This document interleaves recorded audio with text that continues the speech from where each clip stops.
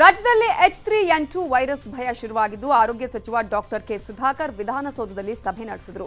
ಗಾಬರಿ ಪಡುವ ಅವಶ್ಯಕತೆ ಇಲ್ಲ, ಹಾಗಂತ ಇದನ್ನ ನಿರ್ಲಕ್ಷ್ಯ ಮಾಡೋ ಹಾಗಿಲ್ಲ. ಕಡ್ಡಾಯವಾಗಿ ಮಾಸ್ಕ್ ಧರಿಸಬೇಕು, ಆಂಟಿಬಯೋಟಿಕ್ ತೆಗೆದುಕೊಳ್ಳಬೇಡಿ ಅಂತ ಸಲಹೆ ಕೊಟ್ಟರು.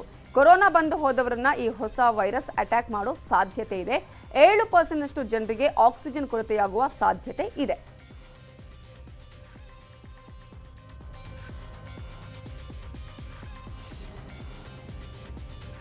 ಅಬಕಾರಿ ನೀತಿ ಪ್ರಕರಣದಲ್ಲಿ ಸಿಸೋಡಿಯಾಗೆ ದೆಹಲಿ ವಿಶೇಷ ನ್ಯಾಯಾಲಯ ಮಾರ್ಚ್ 20ರವರೆಗೆ ನ್ಯಾಯಾಂಗ ಬಂಧನ ವಿಧಿಸಿದೆ. ವಿಚಾರಣೆ ನಡೆಸಿ ಸಿಬಿಐ ಕಸ್ಟಡಿಗೆ ವಹಿಸಿ ಬಳಿಕ ತಿಹಾರ್ ಜೈಲಿಗೆ ಕಳುಹಿಸಲಾಗಿದೆ.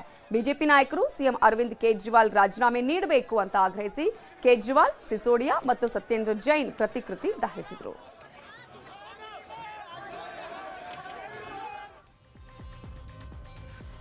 ಬೇಸಿಗೆ ಆರಂಭ ಹಿನ್ನೆಲೆ ಪ್ರಧಾನಿ ಮೋದಿ ಉನ್ನತ ಮಟ್ಟದ ಅಧಿಕಾರಿಗಳ ಸಭೆ ನಡೆಸಿದರು. ಹವಾಮಾನ ವರದಿ, ಬೆಳೆಗಳ ಮೇಲೆ ಬೇಸಿಗೆ ಪರಿಣಾಮ, ಆರೋಗ್ಯ ಸಂಬಂಧಿ ಚಿಕಿತ್ಸೆಗೆ ಬೇಕಾದ ಸಿದ್ಧತೆ, ಕಾಡ್ಗಿಚ್ಚು, ಬೆಂಕಿ ಕಾಣಿಸಿಕೊಳ್ಳುವಿಕೆಗೆ ಬೇಕಾದ ಸಿದ್ಧತೆಗಳ ಬಗ್ಗೆ ಸಭೆಯಲ್ಲಿ ಚರ್ಚೆ ನಡೆಯಿತು.